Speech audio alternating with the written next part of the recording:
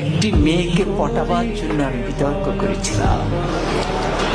কিন্তু আজকে তোমরা এসছো, কেউ প্রধানমন্ত্রী হবা, কেউ হিলারি হবা। কি ভয়ঙ্কর মিথ্যা কথা! কারণ আমি একটি মেয়েকে শুধু পটাতে চেয়েছিলাম। কি দিয়ে? বিতর্ক দিয়ে। সে আমাকে পাত্তা দেয় না, সে আমার দিকে তাকায় না। আমি তখন অষ্টম শ্রেণীতে পড়ি, শুধু তার দিকে একবার তাকাবো, কি সেই কৌশল, কিন্তু সে তাকায় না। পরে ভাবলাম বিতর্ককে আশ্রয় করি, সেখানে যদি দাঁড়ায় তাহলে মেয়েটি মনে হয় আমার দিকে তাকিয়েই থাকবে। এই আশায় আমি বিতর্ক করেছিলাম। তো এরকম আশা নিয়ে একবার আমি সিলেট যাচ্ছিলাম। তখন আমি আর অষ্টম শ্রেণীর বালক নই, এয়ারপোর্ট স্টেশন থেকে উঠেছি। তো যাওয়ার সময় ট্রেন, সকালে সিলেটের ট্রেন, আমি উঠলাম। উঠে আমার সিটে গেলাম, দেখি আমার একটি সিট, সামনে আরেকটি সিট, মানে ডাবল ডাবল না। পরে কেউ আসে না, পরে একটি মেয়ে আসে এবং মেয়েটি সামনে বসার পর আমি একটু সতেজ হয়ে গেলাম। পুরুষের মন তো।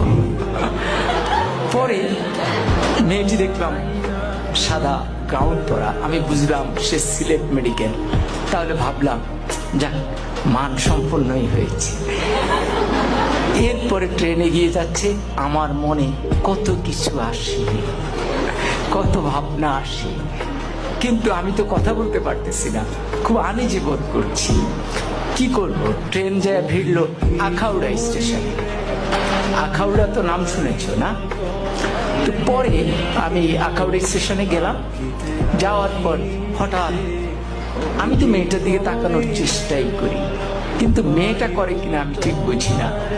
তো হঠাৎ করে একজন আসলেন, এসে বললেন, ভাই লাগবে? আমি বললাম না, আমার তো খেয়াল ওই মেয়েটির দিকে। এরপরে উনি একটু দূরে গিয়ে দাঁড়ালেন। এবার আরেকজন আসলেন, উনি এসে বললেন লাগবে? আমি বললাম না। এবার উনিও গিয়ে দাঁড়ালেন, কেউ যাচ্ছেন না। তৃতীয় একজন একটু মোটা, সে আরেকটু ধমকের সুরে, লাগবে? আমি বললাম না।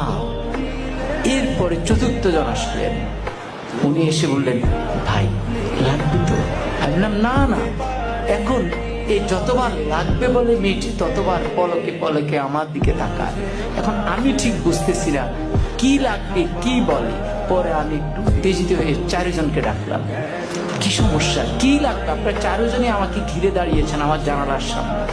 তখন বললো, বলবো তো বলেন। বললো, ভাই আমরা হিরোইন বিক্রি করি, আপনাকে দেখে মনে হয় দারুণভাবে আপনি হিরোইন।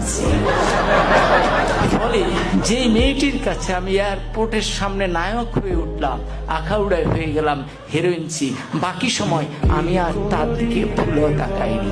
কিন্তু মেয়েটি ওই হিরোইনসি বলার পর যে মুচকি হাসি দিয়েছে, সে হাসিটি আজও আমি ভুলিনি।